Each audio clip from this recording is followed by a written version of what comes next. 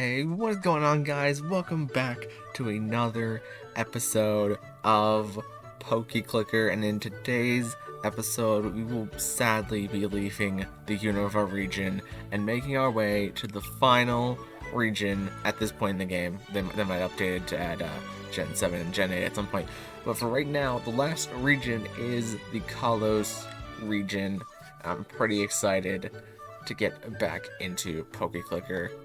So admittedly, I have done an oopsie, and I lost, the save file after I finished recording again.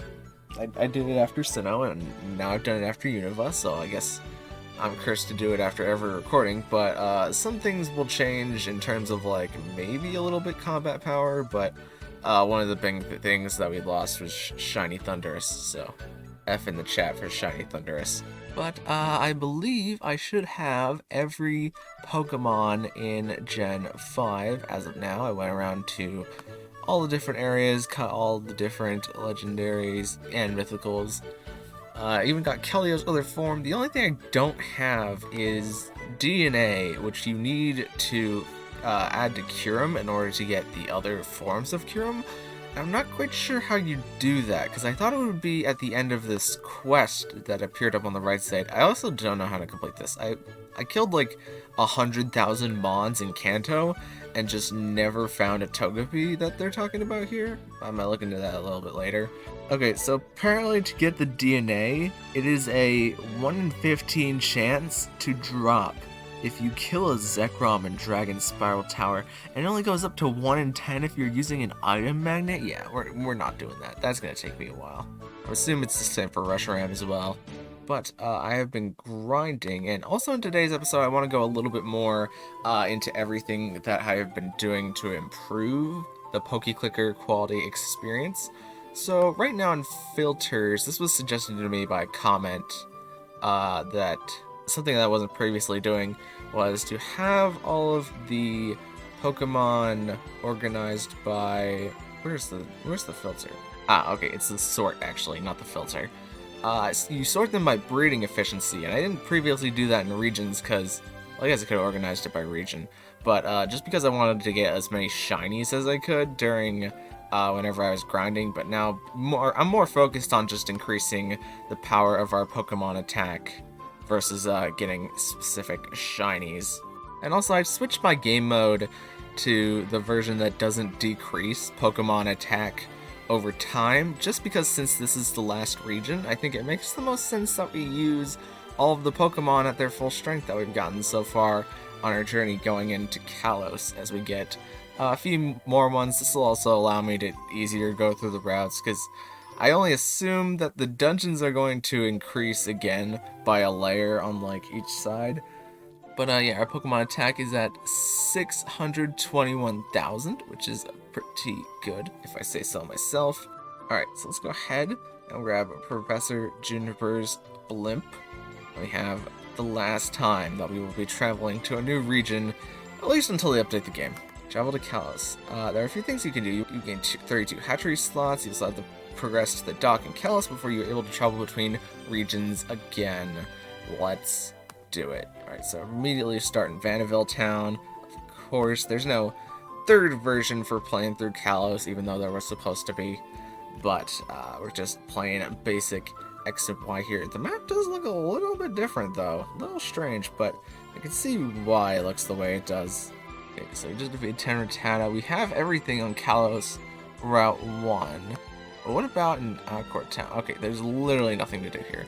Let's go to Route 2, and there is something new here. We have our quick balls for catching things on routes, and it's Bunnelby. Oh, also because we're out of a region now where all of the Pokemon were originally 2D sprites, we're moving on to some fan-made 2D sprites for Pokemon that only have 3D models, which I think is really neat. Okay, we almost caught a Fletchling at an 86% chance, and we did not catch it. Scatterbug, though, come on, I gotta be catching Scatterbug. Nice. I wonder what Scatterbug will get. Oh, well, we got the Minnow form, so that answers that question. I think it's also safe to say that we can just press... Oh, that's what this... I've never actually used this button. Okay, you can change between if you want to use 1 of an item or 10 of an item. It's actually really neat. Let's put on some lucky eggs. So I'm going to need those throughout the entire video for when leveling up mons. But just trying to sit in this route until we get fletchlings. So let me describe a little bit about the PokeClicker experience so far for anyone who might not have seen the previous videos. Okay, we caught fletchling and Talonflame and stuff. So whenever you catch a Pokemon, you get the entire evolutionary stage. Each evolutionary stage has a certain amount of attack, and that can be increased by increasing to level 100, and then that caps out at level 100 as you grind in routes. And so obviously higher evolutions have more attack power, and all of that attack power from every Pokemon that we've gotten in the game goes into calculating this number, the 621,000, because you see, like, there's some, like, Braviary that I've grinded a good bit that are about 1,500 power. And then, of course, we got some smaller ones, probably like Petalil, who only goes up a little bit. But after you beat Kanto, or maybe some point whenever you beat Kanto, you unlock the hatchery, and the hatchery is probably one of the most important aspects of the game, as we already gone out. So if you throw a Pokemon in the hatchery, it will turn back into an egg, but whenever the Pokemon grows up, it will gain an attack bonus each time you put it into the egg and then re-raise it to level 100.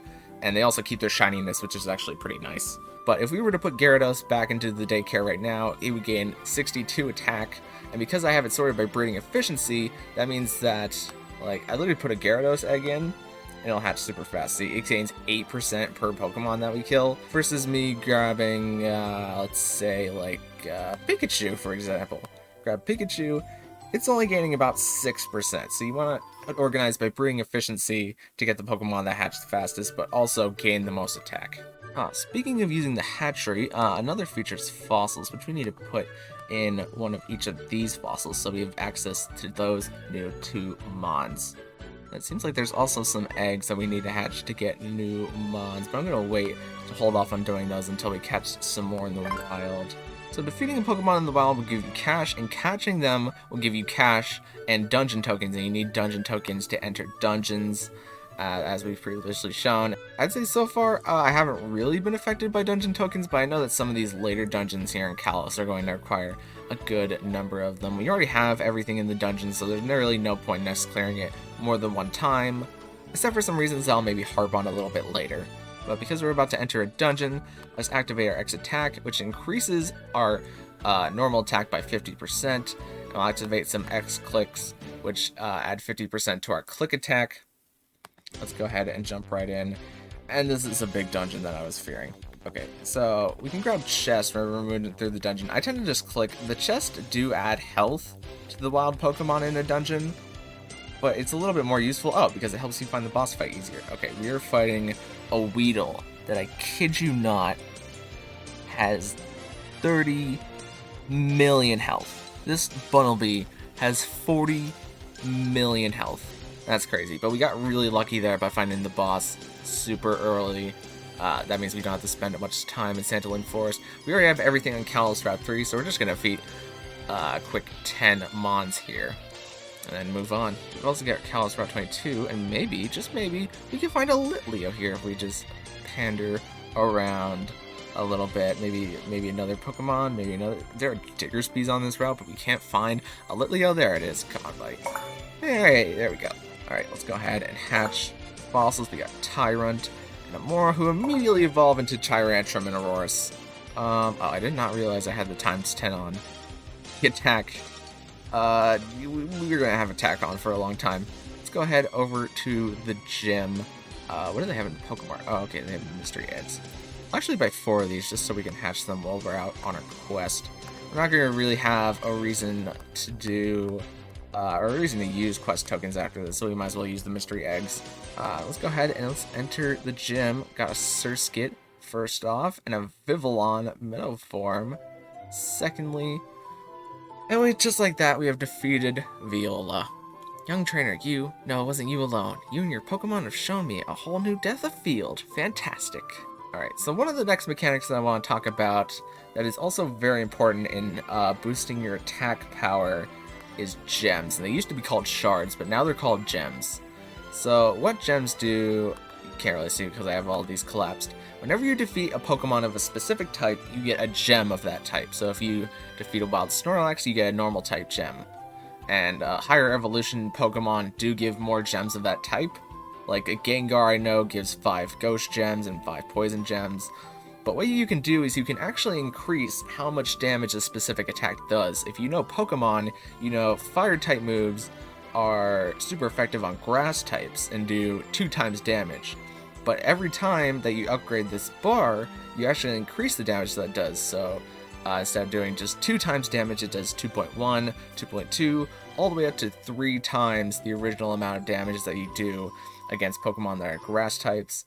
And so you naturally just kind of accumulate all these gems and then boost all the things. Since I'm at the end of the game, I basically have all of these shards completely filled out. And obviously, as you can tell, you're going to find a lot of normal types and water types, which are really good for getting gems. And also a good number of bug types and poison types, which makes sense. Now that we have defeated Santalune City Gym, let's head on to the next route where I think we can find Flabebe, not Spritzee.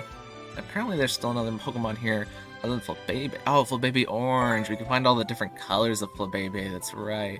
And Flabebe White.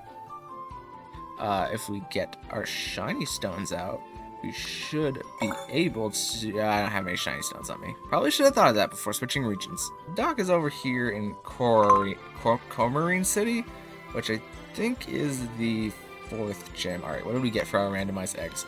We got a Meditite, we got a Froakie, let's go, we got a starter, we got a Sock, and we got another Froakie. Okay, so that was a decent pull, at least we got a starter out of it. Let's go ahead into Lumiose City. They have the gym, but we should not be able to complete the gym yet. Well, they have a department store, just a bunch of stuff. Can we change Furfrou forms? We can, but for a lot of things. Wow, that's a lot of that's kind of enticing. Get the Pharaoh form, not even gonna lie. But yeah, these are definitely some endgame items here. Let's go ahead and move on to Route 5, where we can maybe find something new. It's Pancham. Pancham. Oh, Skiddo also. Who else could we encounter? We caught the Skiddo, right? Yeah. What else is in this route? Oh, right, Furfrous. And I think, did we catch that Furfrou? I don't think we did. I'm pretty sure we did. We're gonna catch this one, so it's perfectly fine. There we go, okay. Glad whenever I say something, it actually happens occasionally. With that, we have caught every Pokemon on this route. Let's move over to Camphor Town, see what they have here. Just Thunderstones and Electric Eggs. We already have everything out of Electric Eggs, so it's not necessary. Route 6 has a new Pokemon. I think it has Honedge here, if I'm correct. It's also got Esper. And Honedge! Come on, okay, give me a Honedge. I like Aegislash a lot. Okay, never mind, I guess. Honedge, buddy, how you doing? Thank you. With that, we've caught every Pokemon Route 6. Honedge evolved into Doublade. We're gonna need a Dust Stone. I think I just saw that we had a Dust Stone, right? Yes, sir. Alright, Doublade into Aegislash. Our lucky is about to run out, so I might as well add a little bit more onto... I keep forgetting everything is times 10. I only need to really use one at a time. Let's head to Parfum Palace, and I think we need to clear this in order to move on, so it shouldn't be too much of a problem. We can't see ourselves right now, but if I move the page down a little bit, we can, just because these dungeons are so freaking huge. We're over halfway, and we haven't found that many chests yet. I don't know if we're going to complete this one first try, which is not good. Oh, okay, there's a bunch of chests over here. The boss is hiding over here. It's a big Furfrou. Big Furfrou. I don't think we're gonna beat this Furfrou in time. Nah, we were too late. Okay. Ugh. We turned exactly one pace before the boss on this one. Are you kidding me? Okay. I think if I tap fast enough, it'll be much closer than the last time. I think we got it. We probably got it. Okay, with about 4 seconds left, we got through that one. Now we can move on to Route 7. And immediately find a Swirlix for 76%. And maybe we also find a Spritzee? Spritzee in this area? I don't think it is. We still have something to catch on this route. Then again, it might be another color of Flabebe. Ah, there's a Spritzee. Okay, 73% chance. And we caught it, and we caught everything on this route. Now we can head into Connecting Cave, one of the central pivotal points of Pokemon X and Y. Oh, okay, we found the boss fight pretty quick. It's actually a breeder with 4 Pokemon. Goodness gravy. I mean, I guess they are pretty weak Pokemon. But, our X-Clicks are about to wear off, but it's gonna be fine because we're about to go into a route anyways. And there's Connecting Cave. We can move up to Route 8, where we immediately find an Inkay and not catch it. Oh, actually, I was just thinking about items, and we don't have a sachet or a thing for the... Okay, never mind. Okay, the Inkay might have been kind of rare, because now we've gone through 11 Pokemon, and well, we found a Scrub at least. Maybe we'll find a Closetser if we stay here for a little bit. Yeah, Clauncher, there we go. And yeah, Clauncher, there we go. Yeah, Clauncher, there we go. Third time's the charm, let's go. Inkay, second time's the charm, let's go. Alright, now we're in Amber Town, which I had to guess. Yeah, it's trying to sell me water type stuff, but there's no Pokemon that we need from water type eggs since we got Froakie, which is very neat, very cool. Also, Helioptile's on this route. Pretty hype. If we have a Sunstone, we can get a Heliolisk, which I think we do. We caught everything on this route, so we're just waiting for 10 Pokemon to be defeated. And I can probably stop talking now. Helioptile into Heliolisk. 10 Pokemon. We're going to have a first encounter with Team Flare in here. Let me go ahead and activate the good stuff in order for us to get through this dungeon where there are random Solroks and Lunatones that have over 70 million health. Am I reading that right? No, it's just over 70 million health. I'm overselling it. That's my bad. Okay, we've not got much time left to defeat this dungeon boss. I think it's going to be a close one, but I don't think we're going to get this one. Man, yeah, we still got about a third of its health left. We only found it a little bit faster. We could have gotten it. Well, let's spend another 500,000 dungeon tokens just to attempt this again. These Team Flare grunts just take so long to go through, and we still haven't found enough chests to figure out where the boss is, or even the boss. And even if we found the boss at this point, we still wouldn't have enough time, and we still haven't found enough chests to find. Goodness gravy, these dungeons are kicking my butt today. Okay, we found the boss fight, Kangaskhan, by a complete miracle, super early on. So now we can get through this cave. Now we can move on to Silage City, where they have the Rock-type gym. It starts off with an Amora, probably going to lead into a Tyrant. Yep, there we go. That's a cool 2D Tyrant sprite, if I do say so myself. Just like that, we have defeated Grant. There are some things that seem out of reach, no matter how hard you try. However, it's important that you never give up. Please, accept the Cliff Badge. Alright, now let's move on to Route 10. Now, what is on Route 10 that we have not seen yet in the game, I wonder? Oh, it's Hawlucha, right. This is where you find Hawlucha. And apparently fail it twice at a 33% chance. Gotta love that. Okay, Hawlucha, 53% chance. It's gotta happen one of the times, eventually. You know, that only took like 50 encounters on that route. There's something else new that we gotta find here. It's Dedenne! I love the Dedenne. Dedenne is pretty neat. Pikachu clone. Geosenge Town. Team Flare secret headquarters. I don't think it's that secret if they broadcast it to the world like that, but, you know, that's just my opinion. Let's go ahead and buy 4 fire eggs, because we still need a Fennekin. We'll hatch those while we're at our... Oh, we already had 2. So that's kind of... All of those are the same Pokemon. Just might have just wasted quite a lot of money. Alright, let's see what we got in these eggs. Hey, they're all Fennekin eggs. Okay, maybe the purchase wasn't so bad. Braixen also evolved into Delphox, which means Fennekin. Alright, so now I just have a pointless number of fire-type eggs. Let's go ahead and hatch these 2 dragon eggs and hope that either one of these is a Goodra. And they seem to be pure dragon-type eggs, so maybe they are Goodras. Okay, there's a locked Pokemon here, which is Diancie. If you're talking to the locals, sometimes they know more than you think. Probably just something that unlocks after you become champion. Let's go ahead into Reflection Cave, see if we can pick up a Carbink while we're here.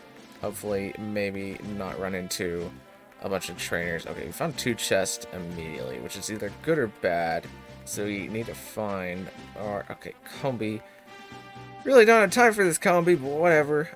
Give me that chest. There's an easy way to the boss right here. Alright, Doduo. Very simple to take down. Normal flying types I found are one of the harder types to hit, though. I don't know if that just goes into like the Pokemon spread that you get over the course of the game, or the types. Okay, last but not least, we have a Helioptile. Well, I'm actually kind of nervous about beating. I think we'll beat it before. We'll beat it after 10 seconds, but there we go. We first tried Reflection Cave, but we did not find a Carbink, but I'll just come back for it in between recordings. This is an underground entry. Oh, right, to the underground. I really haven't had to use the underground much since I found all the fossils.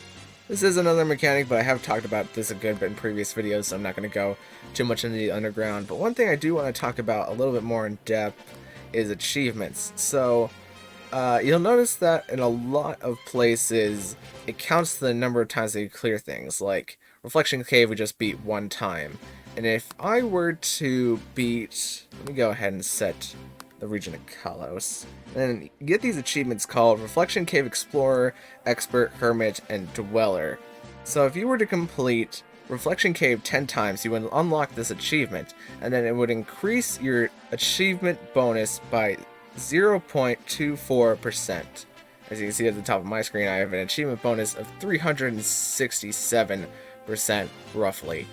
And then as you earn achievements, you can gain more click attack, more money, and more dungeon tokens, and more experience every time that you do one of those actions. So it's actually really beneficial to do achievements in order to speed up the process of the game, especially when you're just grinding on a route.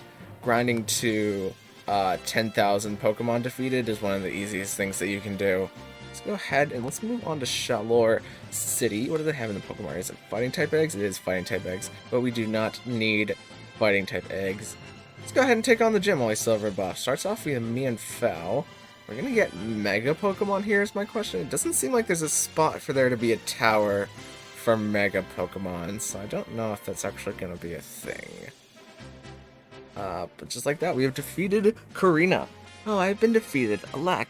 Alay. Lady Karina gave a terrible display. This is it. I must give up my title and admit that your strength far exceeds. Just teasing.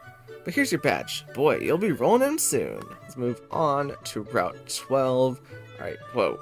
Beating 10 Pokemon on that one route unlocked a lot of things. What is AB? Oh, Azurbe. Okay, beating 10 Pokemon Azurbe unlocks Sea Spirit's Den.